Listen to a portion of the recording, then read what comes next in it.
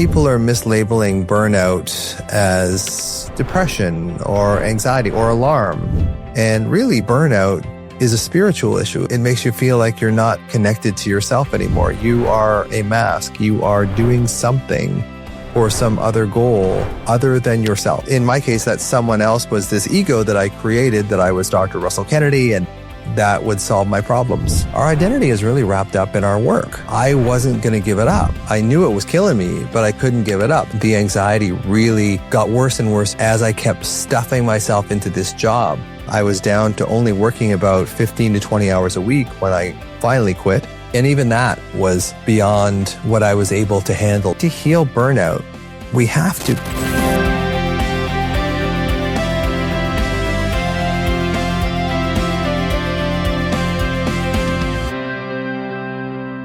Hi, and welcome to another episode of the Anxiety RX podcast. I am happy you're here. I'm happy you're listening. It's important for me to get out an alternative view of what anxiety is and what different psychological diagnoses mean. Today, I'm going to talk about burnout, and I experienced this firsthand, so I will let you know exactly how I felt about it and how I got through it. But if you've ever just gone into work and thought, I can't do this anymore, I just can't do it anymore. And it's this ill-defined feeling. You don't really know what it is. You just don't want to do this job anymore. And I think people are mislabeling burnout as depression or anxiety or alarm. And really, burnout to me is kind of a spiritual thing. For me, it was, I chose this profession to be a doctor, and it didn't work out. And I put 10 years into it, and it didn't work out. I was heavily invested in being a doctor. It was part of my identity. And I think it was so hard for me to leave when I knew that it just wasn't serving me anymore. I wasn't able to put on that mask and be Dr. Russell Kennedy anymore because it was killing me. It was just way too much for me to handle. And in many ways, I think I bit off more than I could chew becoming a doctor in the first place, because when I was younger, I really looked for validation, external validation. I liked helping people. And I thought, well, if I become a doctor, then all my problems are over. I have all this status, and that will alleviate this internal sense of not good enough or whatever it was that I felt, or not being heard. I think a lot of it wasn't being heard as a child. I don't think that my parents really listened to me. I had a bit of an anger problem when I was very young, and my anger was shut down quite quickly. And when you shut down a child's anger, you basically leave them defenseless. When you shut down a child's ability to look after themselves or say, this is a boundary you're crossing, I don't want to live like this as a child, I don't want to have to endure this, you really take away their ability in later life to be angry and look after themselves. And then you're setting the stage for people pleasing, which I think on some level, being a doctor, I was a people pleaser too. So I tried to go out of my way to really, really help my patients. And there's nothing wrong with that. It's just that when you leave yourself to become this mask, to become this other person, that burnout is a spiritual issue. It makes you feel like you're not connected to yourself anymore. You are a mask. You are doing something for some other goal other than yourself, which is a very difficult place to be in, to do something for someone else. And in my case, that someone else was this ego that I created, that I was Dr. Russell Kennedy, and that would solve my problems. If I was seen, heard, and respected, that would resolve all my internal insecurities, which of course didn't. It just made me mentally ill on top of being a doctor. So that was uncomfortable for sure. And now I'm trying to find a way of addressing this burnout for myself, and perhaps for you listening to this story, and understanding where it comes from. Because I do think it's a spiritual issue. I do think it's part of us going against another part. And I talk about anxiety being a separation of your adult self from your child self and your mind from your body. Well, burnout is the same. I think burnout is your adult self keeps driving you and your child self says, I can't do this anymore. And then you go up into your head and your mind drives your body past the point that your body can really take it. Even this week, I've had a lot of reels to make for Instagram. I've had these podcasts to do, and it's really burned me out this week. I've really felt that I couldn't do it. So this burnout episode is really aptly timed because I saw in myself that my mind is driving my body too far. So if I go off on tangents or whatever, please forgive me because I am a little burned out while I'm doing this episode on burnout. So my own experience with burnout was gradual, as most burnout is. In medicine, it's very, very common. I'm shocked at the number of doctors that are burning out these days. Actually, I'm not, because as a doctor, you don't get treated well in residency and internship and even in medical school. And I think it becomes this milieu inside of you that you accept ill treatment because that's just what the profession demands. You have to sacrifice for yourself, which I think we doctors are prepared for. We're just not prepared for the depth and the extent of how much we have to give away of ourselves. So my identity was really wrapped into being a doctor. It was really wrapped into being Dr. Russell Kennedy. In the early days of becoming a physician, it felt really weird to be on the phone with a pharmacy and say, this is Dr. Kennedy. Now it's kind of like second nature. But at the time, it felt really, really strange. And it was kind of slow how it permeates into your identity. And also my identity was a caregiver because I looked after my mother and I looked after my father. So I thought, well, this is the perfect job for me.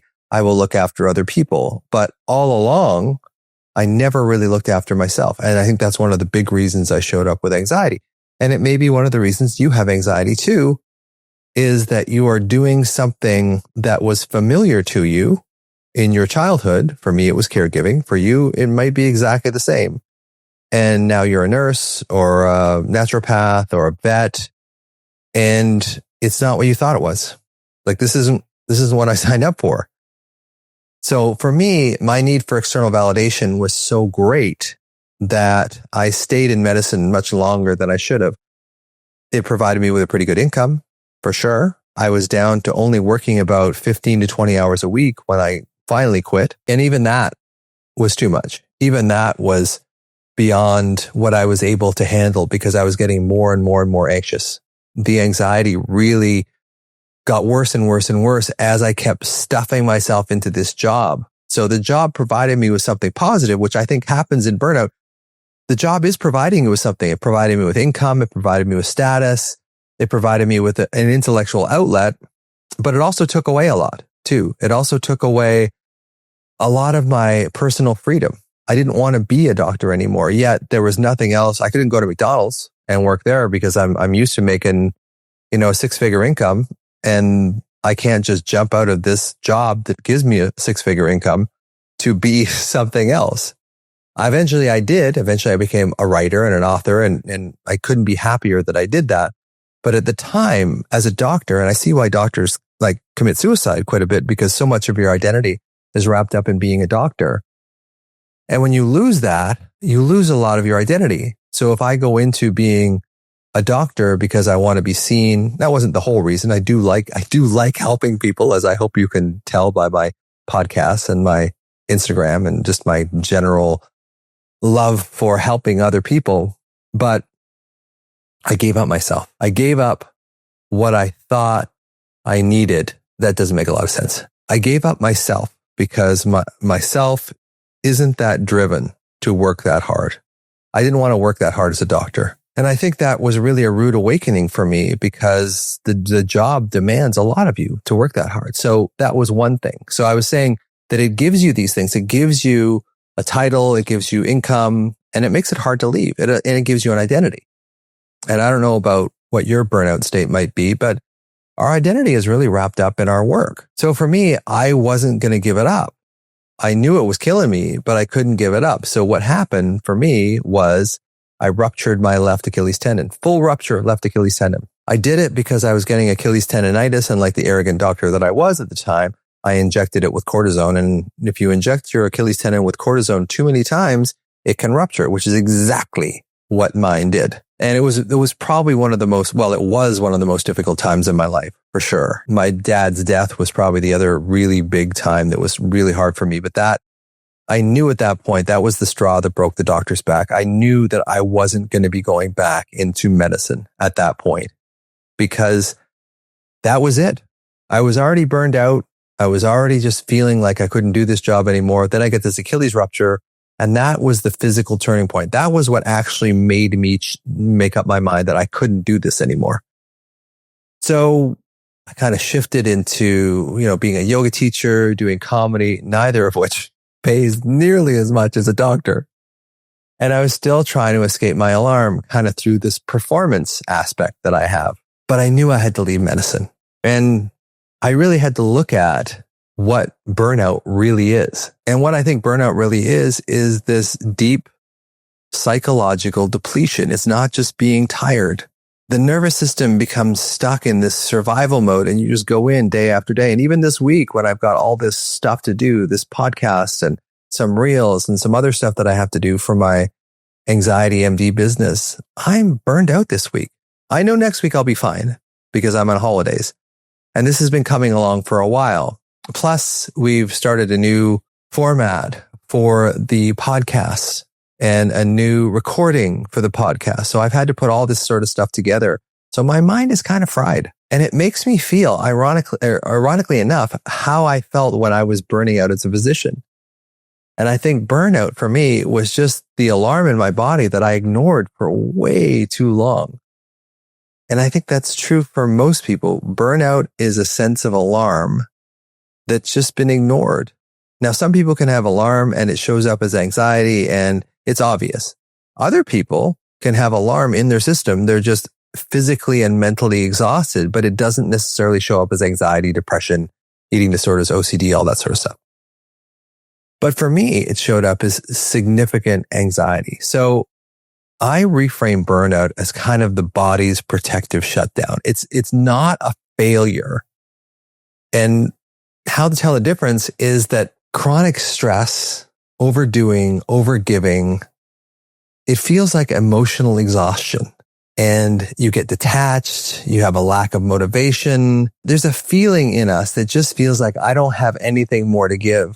But then you just keep giving. Maybe it's like having children as a mother and you've got 2 kids under 5 and you're exhausted, but you still have to look after these kids. It's probably a very similar feeling. There's just this sense that, my God, my mind is just keeps pushing me forward to do this thing that I feel I have to do.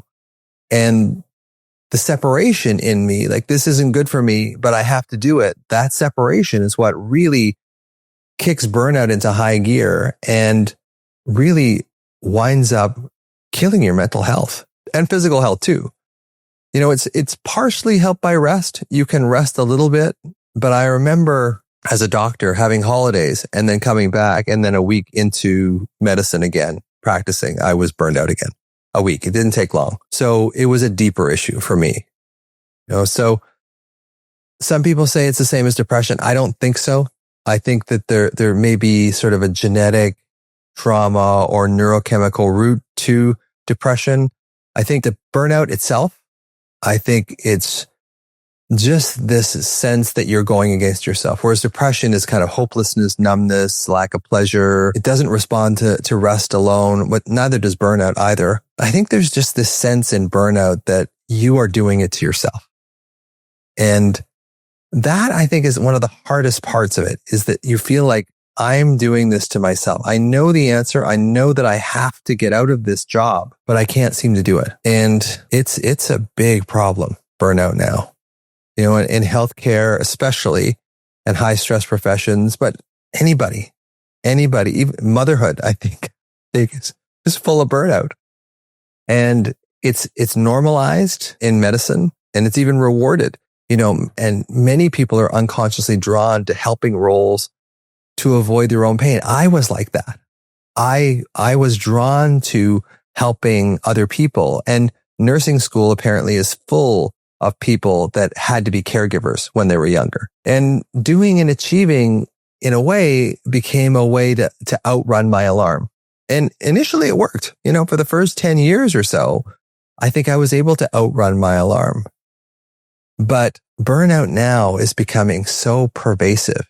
It's everywhere. Parents, I think there's people pleasers, perfectionists, overachievers. All of this eventually runs into a place where you can't handle it. And you can't handle the truth. So, burnout shows up when we say yes, when we mean no, when we tie our worth to being needed by others. That was big for me. When we ignore our own needs to help others. And it also thrives in a culture that teaches that love has to be earned. And there's no inherent self-worth in burnout. The burnout comes from the fact that you put your identity into this job. And I think burnout's your body's last attempt to sort of get your attention. Like, I can't do this anymore. And like I said, this week, I have felt that. I have felt even doing this podcast right now, I feel burned out. I feel burned out by Instagram. I know I'll be better next week, but this week has been particularly difficult. So I really feel this podcast. I really feel the same kind of way that I did when I knew I had to leave my job as a physician. I kept doing it. I keep doing Instagram. I keep doing these podcasts, but I know that I'm not taking enough rest for myself. But I know I'll be better next week, as opposed to when I was a doctor, it was endless. The demands were endless. I never actually got free of my demands as a doctor. So I think to heal burnout, we have to kind of name it, acknowledge what we're experiencing without shame. There's a lot of shame to saying, I did this job. I studied 10 years to become a doctor and I don't want to do it anymore. And I see it on Instagram. I see medical doctors on Instagram quitting who have just either finished their residency or early in their career. And the shame that they feel themselves and that gets thrown at them from other doctors. And I don't want to make this all about doctors, but doctors are kind of like the poster children for helping other people and sacrificing yourself. And I think that they get blamed, the doctors that quit, like they're lazy, you just don't want to do the work. And really, it's just alarm and depletion. It's not something that they have a lot of control over. It's a spiritual issue. It's something in them that says, this is not right for me. And I think when you start knowing that, you got to feel your body. And I think a lot of burnout is ignoring the body, being driven by the mind. So if you can start localizing your alarm, identify where your body feels unsafe, put your hand over it, breathe into it, start doing the meditations in MBRX, do the yoga nidra meditation so that you start really connecting with all parts of yourself. So you can start rebuilding that safety and you're not betraying yourself anymore. You're not going against your fundamental needs, which I believe one of the things about burnout is it makes you go against your own fundamental needs. And relearning self-support. Healing comes through repetition more than it does insight. Healing comes more from changing your body than changing your mind. Of course, changing your mind helps, changing your framework helps, but it's really understanding what's this feeling in my body? Is this the younger version of me crying out for attention? Yes. Are they going to get louder if I ignore them? Yes. Can you ignore them for a very long time? Yes. And I did all of those things. I ignored the child in me that was saying, we are burned out of looking after other people. We cannot do it anymore. Stop doing this. And I'm like, no. We get an income from this. We get some status from this. We should keep doing it. And the child's like, okay, I'm just going to exhaust you because you're clearly not going to pay. You're not paying any attention to me. So I got into like yoga nidra. I got into breath work. I got into inner child work. And when I started restoring that sense of safety and connection in myself and got rid of a lot of the shame and guilt for leaving medicine, I was able to find another job as a writer, as a content creator, as someone who can act as an anxiety doctor, even if I'm not still in the system anymore. So even though I experienced a little bit of burnout this week, I still love doing what I do now. I still really enjoy helping you guys understand that anxiety is more to do with your body than your mind, and showing you in podcasts and in posts that you can heal yourself. I have healed. It's not that I'm anxiety free. Sound like Christopher Wall. I'm not anxiety free. I'm not anxiety free, but it doesn't bother me anymore. It's an uncomfortable feeling when I have it, this alarm feeling, but I also know it means you're not paying attention to yourself. And I know that sounds a bit woo and, you got to love yourself. And that's true. And that's true. But I think you can make the intention to look after yourself and stay with yourself and stop that separation that is being mediated and expanded by that burnout. Because the more you stay in something, whether that be a job or relationship, whatever, that is not serving you or feeding you, and it's probably a demand that you've created on yourself from your childhood. So Freudian repetition compulsion, what was familiar to you in childhood, you will unconsciously reproduce in your adulthood. As we do that, as we betray ourselves, as we separate from ourselves, we increase the alarm in our body. And as we increase the alarm in our body, the thoughts get more reflective of that alarm. The thoughts get more scary, which of course makes the alarm worse, which of course makes the thought worse. And you get in the alarm anxiety cycle, which you've heard me talk about many, many times. So to close, if you're burning out, you're not broken. You're not burned out. You're probably carrying some alarm.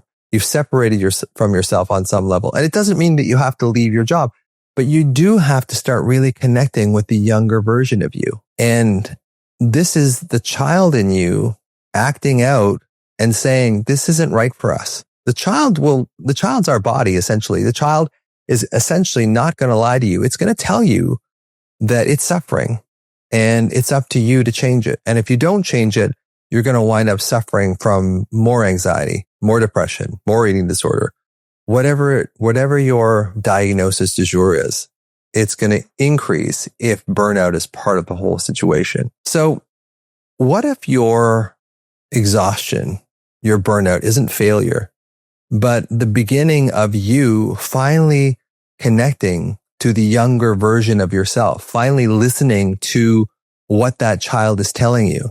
And I know it's a big step. It was a huge step to leave my income and status and just the people around me that I work with as a doctor. But it was the best decision that I've ever made by far. There is no better decision that I've made in my life than looking after myself, connecting with that younger version of me, because it led to writing books. It led to doing what I'm doing now.